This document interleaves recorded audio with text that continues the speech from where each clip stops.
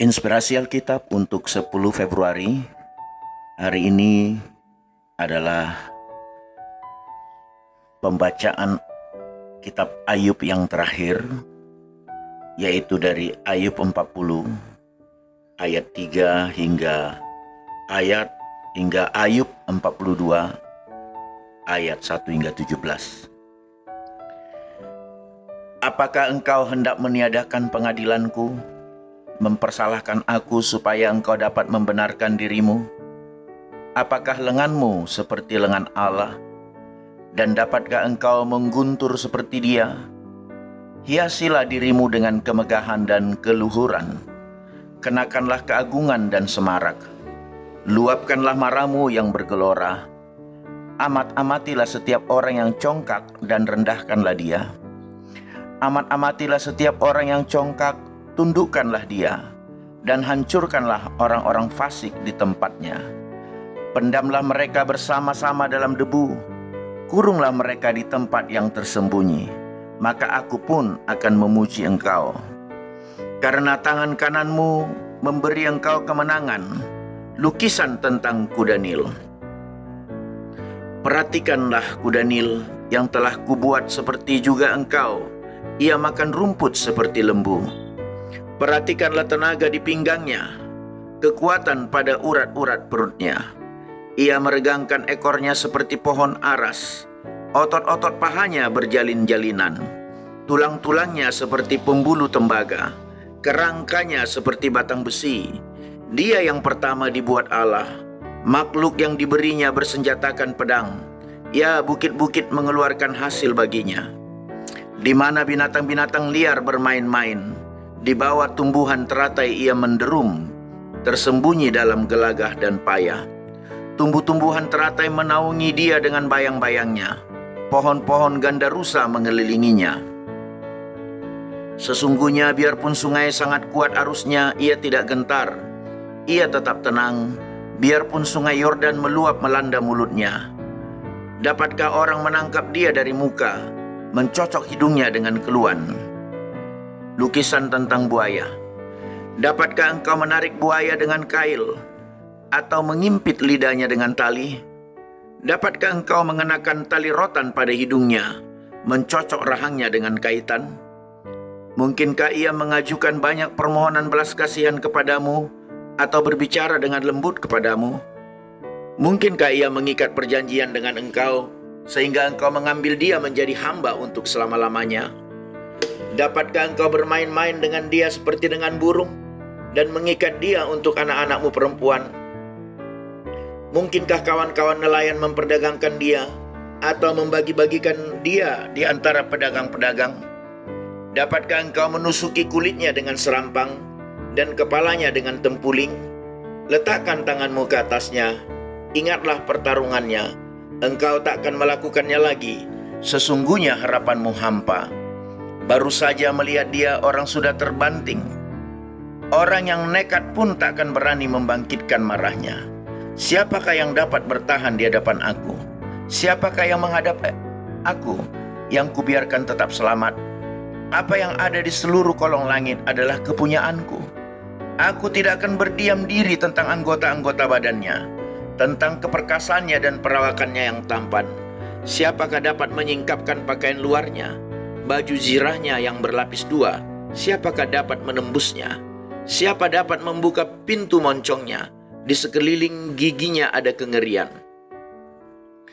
Punggungnya adalah perisai-perisai yang bersusun, terlekat rapat seperti materai. Rapat hubungannya yang satu dengan yang lain, sehingga angin tidak dapat masuk. Yang satu melekat pada yang lain, bertautan tak terceraikan lagi. Bersinnya menyinarkan cahaya, matanya laksana merekahnya fajar. Dari dalam mulutnya keluar suluh dan berpancaran bunga api. Dari dalam lubang hidungnya mengepul uap, bagaikan dari dalam belanga yang mendidik dan menggelegak isinya. Napasnya menyalakan bara, dan nyala api keluar dari dalam mulutnya. Di dalam tengkuknya ada kekuatan, ketakutan berlompatan di hadapannya. Daging gelambirnya berlekatan, melekat padanya, tidak tergerak. Hatinya keras seperti batu kilangan bawah. Bila ia bangkit, maka semua yang berkuasa menjadi gentar, menjadi bingung karena ketakutan. Bila ia diserang dengan pedang, ia tidak mempan. Demikian juga dengan tombak, seligi atau lembing. Besi dirasanya seperti jerami, tembaga seperti kayu lapuk. Anak panah tidak dapat menghalau dia. Batu umban seolah-olah berubah padanya menjadi jerami. Gada dianggapnya jerami, dan ia menertawakan desingan lembing. Pada bagian bawahnya ada tembikar yang runcing. Ia membujur di atas lumpur seperti pengeretan pengirik. Lubuk dibuatnya berbual-bual seperti periuk. Laut dijadikannya tempat memasak campuran rempah-rempah. Ia meninggalkan jejak yang bercahaya, sehingga samudra raya disangka orang rambut putih. Tidak ada taranya di atas bumi, itulah makhluk yang tidak mengenal takut. Segala yang tinggi takut kepadanya. Ia adalah raja atas segala binatang yang ganas. Ayub mencabut perkataannya dan menyesalkan diri. Ayub 42. Maka jawab Ayub kepada Tuhan, "Aku tahu bahwa Engkau sanggup melakukan segala sesuatu dan tidak ada rencanamu yang gagal. Firman-Mu, siapakah dia yang menyelubungi keputusan tanpa pengetahuan? Itulah sebabnya tanpa pengertian aku telah bercerita tentang hal-hal yang sangat ajaib bagiku dan yang tidak kuketahui. Firman-Mu, dengarlah, maka akulah yang akan berfirman. Aku akan menanyai Engkau supaya Engkau memberitahu aku.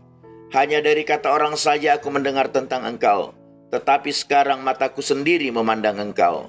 Oleh sebab itu, aku mencabut perkataanku, dan dengan menyesal aku duduk dalam debu dan abu." Keadaan Ayub dipulihkan. Setelah Tuhan mengucapkan firman itu kepada Ayub, maka firman Tuhan kepada Elifas, orang Teman, "Murkaku menyala terhadap engkau dan terhadap kedua sahabatmu, karena kamu tidak berkata benar tentang aku seperti hambaku Ayub. Oleh sebab itu, ambillah 7 ekor lembu jantan dan 7 ekor domba jantan dan pergilah kepada hambaku Ayub. Lalu persembahkanlah semuanya itu sebagai korban bakaran untuk dirimu. Dan baiklah hambaku Ayub meminta doa untuk kamu, karena hanya permintaannya lah yang akan kuterima. Supaya aku tidak melakukan aniaya terhadap kamu, sebab kamu tidak berkata benar tentang aku seperti hambaku Ayub." Maka pergilah Elifas orang Teman, Bildad orang Sua, dan Zofar orang Naamah.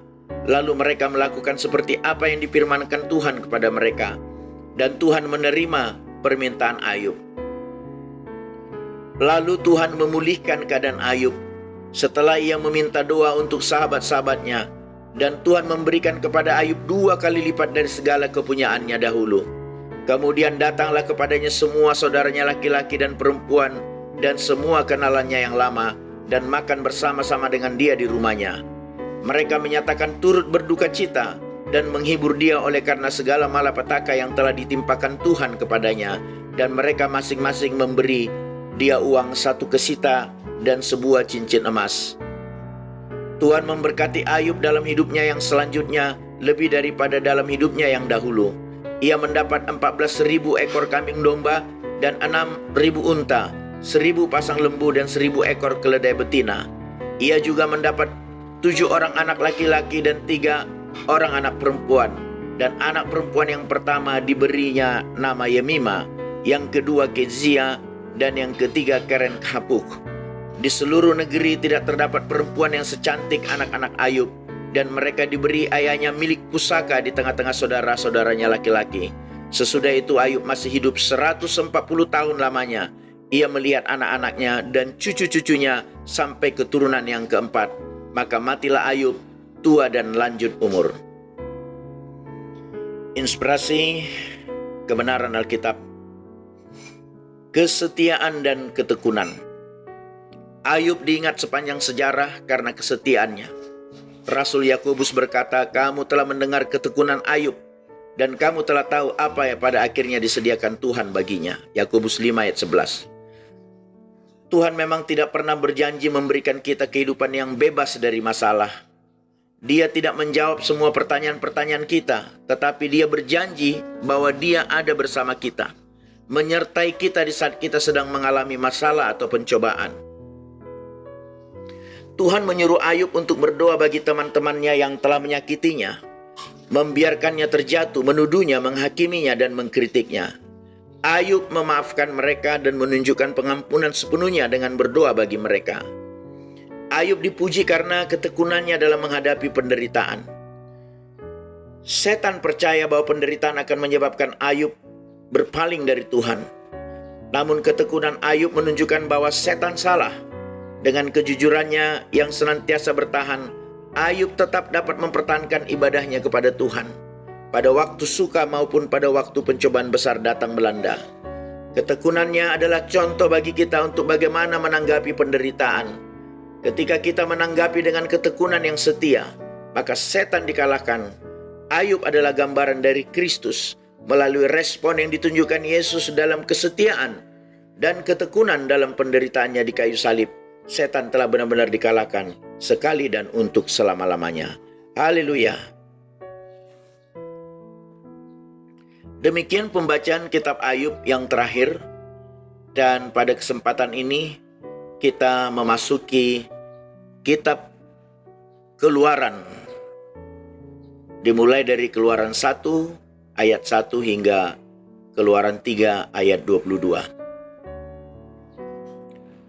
Orang Israel ditindas di Mesir. Inilah nama para anak Israel yang datang ke Mesir bersama-sama dengan Yakub. Mereka datang dengan keluarganya masing-masing: Ruben, Simeon, Lewi, dan Yehuda, Isakar, Zebulon, dan Benyamin, dan serta Naftali, Gad, dan Asher.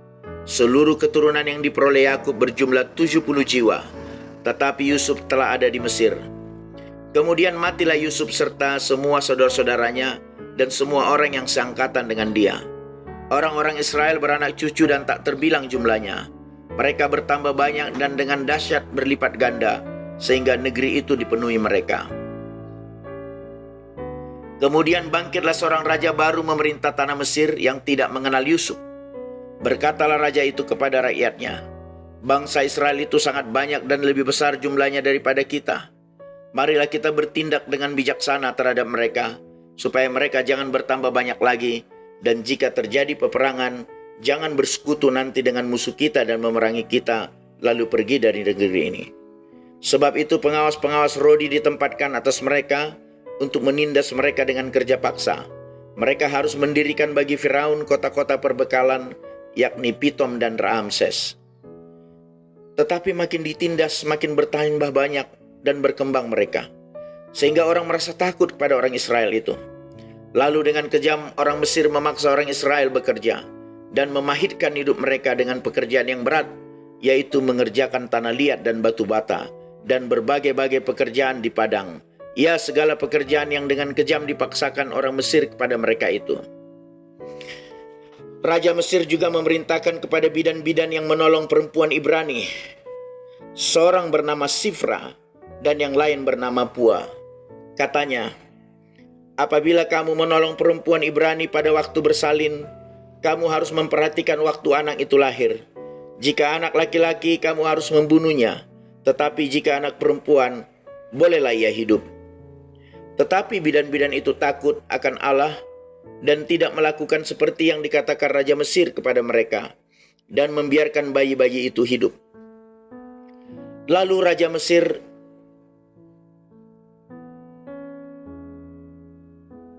Mesir memanggil bidan-bidan itu dan bertanya kepada mereka, "Mengapakah kamu berbuat demikian membiarkan hidup bayi-bayi itu?" Jawab bidan-bidan itu kepada Firaun, "Sebab perempuan Ibrani tidak sama dengan perempuan Mesir, melainkan mereka kuat sebelum bidan datang mereka telah bersalin." Maka Allah berbuat baik kepada bidan-bidan itu, bertambah banyaklah bangsa itu dan sangat berlipat ganda.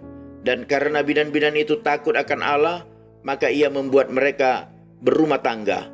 Lalu Firaun memberi perintah kepada seluruh rakyatnya, "Lemparkanlah segala anak laki-laki yang lahir bagi orang Ibrani ke dalam sungai Nil, tetapi segala anak perempuan biarkanlah hidup." Musa lahir dan diselamatkan. Keluaran 2.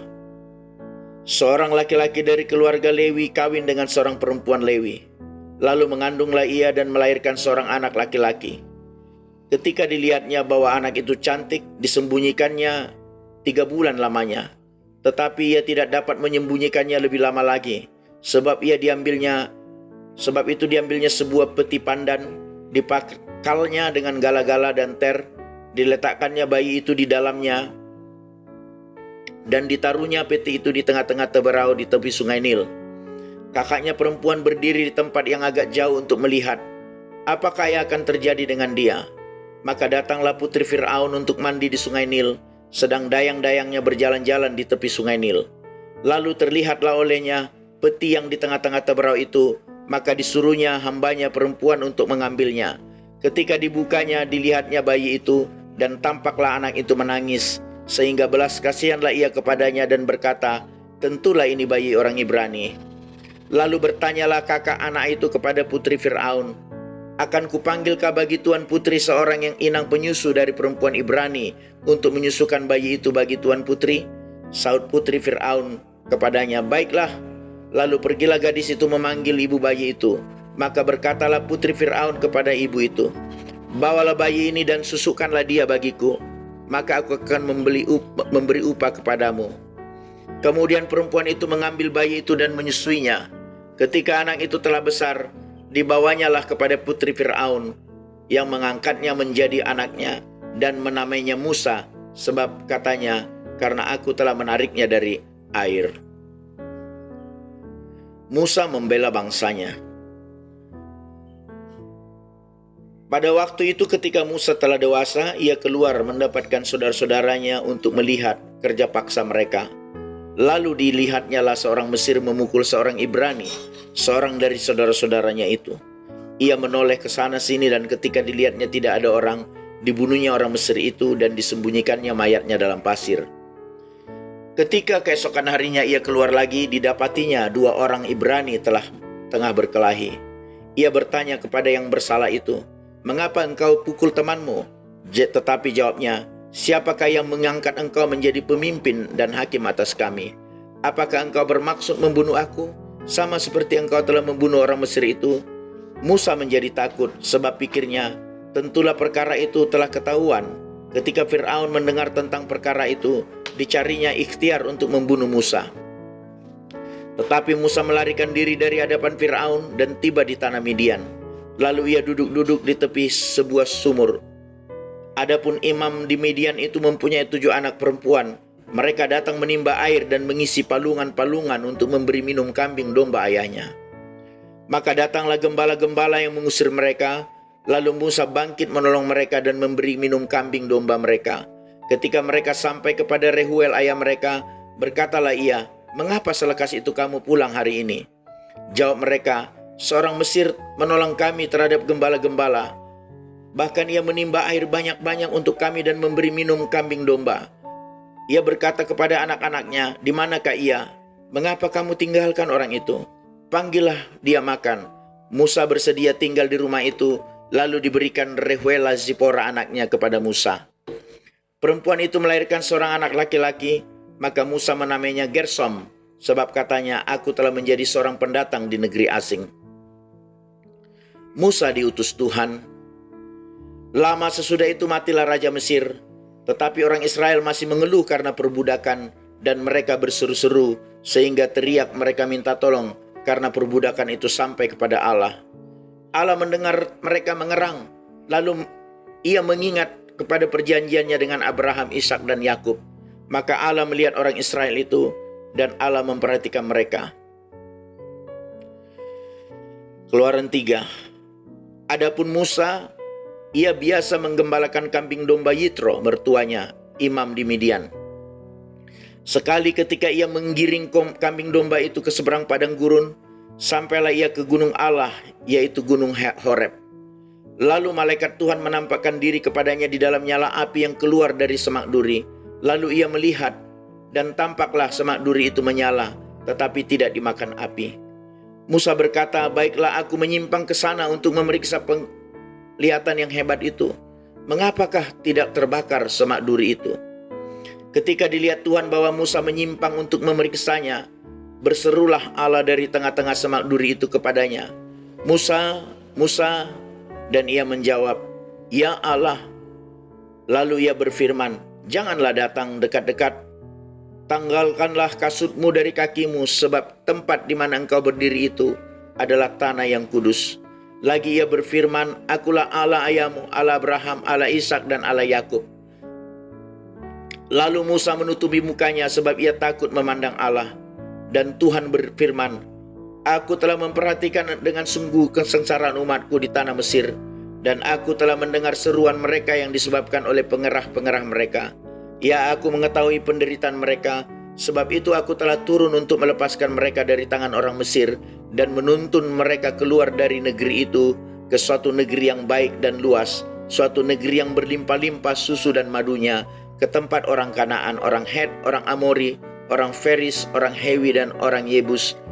Sekarang seruan orang Israel telah sampai kepadaku, juga telah kulihat betapa kerasnya orang Mesir menindas mereka. Jadi sekarang pergilah, aku mengutus engkau kepada Fir'aun untuk membawa umatku orang Israel keluar dari Mesir." Tetapi Musa berkata kepada Allah, "Siapakah aku ini, maka aku yang akan menghadap Fir'aun dan membawa orang Israel keluar dari Mesir?" Lalu firman-Nya, "Bukankah aku akan menyertai engkau? Inilah tanda bagimu bahwa aku akan mengutus engkau. Apabila engkau telah membawa bangsa itu keluar dari Mesir, maka kamu akan beribadah kepada Allah di gunung ini." Lalu Musa berkata kepada Allah, "Tetapi apabila aku mendapatkan orang Israel dan berkata kepada mereka, 'Allah nenek moyangmu telah mengutus aku kepadamu,' dan mereka bertanya kepadaku, 'Bagaimana tentang namanya?' apakah yang harus kujawab kepada mereka?" Firman Allah kepada Musa, "Aku adalah Aku." Lagi firman-Nya, "Beginilah kau katakan kepada orang Israel itu, Akulah Aku telah mengutus aku kepadamu." Selanjutnya berfirmanlah Allah kepada Musa, "Beginilah kau katakan kepada orang Israel, Tuhan Allah nenek moyangmu, Allah Abraham, Allah Ishak dan Allah Yakub telah mengutus aku kepadamu. Itulah namaku untuk selama-lamanya, dan itulah sebutanku turun-temurun.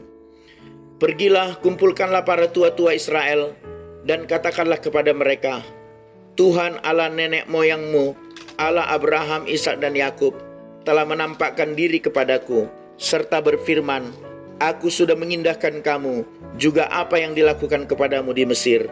Jadi aku telah berfirman, Aku akan menuntun kamu keluar dari kesengsaraan di Mesir, menuju ke negeri orang Kanaan, orang Het, orang Amori, orang Feris, orang Hewi dan orang Yebus, ke suatu negeri yang berlimpah-limpah susu dan madunya. Dan bila mana mereka mendengarkan perkataanmu, maka engkau harus berserta para tua-tua Israel pergi kepada Raja Mesir. Dan kamu harus berkata kepadanya, Tuhan Allah orang Ibrani telah menemui kami. Oleh sebab itu izinkanlah kiranya kami pergi ke padang gurun 3 hari perjalanan jauhnya untuk mempersembahkan korban kepada Tuhan Allah kami. Tetapi aku tahu bahwa Raja Mesir tidak akan membiarkan kamu pergi, kecuali dipaksa oleh tangan yang kuat. Tetapi aku akan mengacungkan tanganku dan memukul Mesir dengan segala perbuatan yang ajaib yang akan kulakukan di tengah-tengahnya.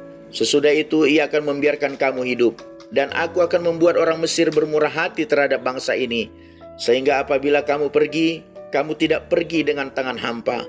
Tetapi tiap-tiap perempuan harus meminta dari tetangganya dan dari perempuan yang tinggal di rumahnya barang-barang perak dan emas dan kain-kain yang akan kamu kenakan kepada anak-anakmu laki-laki dan perempuan. Demikianlah kamu akan merampasi orang Mesir itu. Inspirasi Alkitab. Mengenal siapa Allah. Musa bertanya kepada Tuhan, siapakah aku ini sehingga aku harus pergi?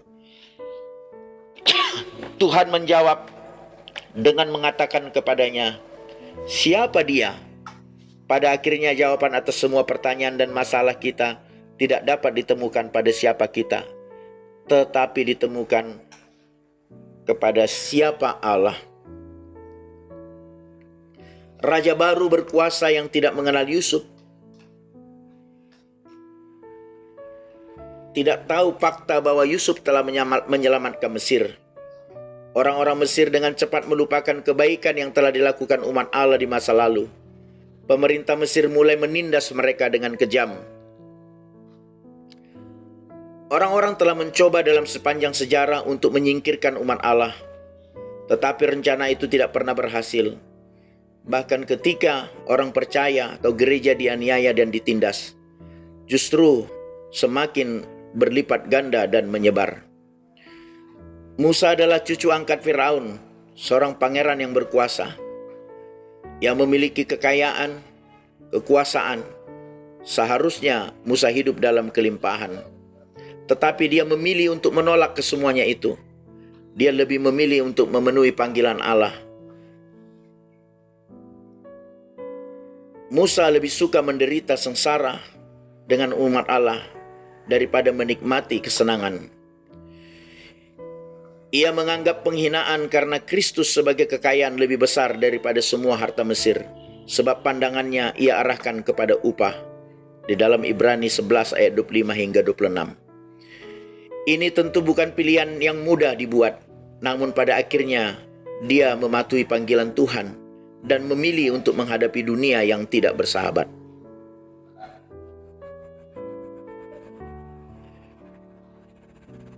Inti dari ketaatannya adalah pengenalannya akan siapa Allah.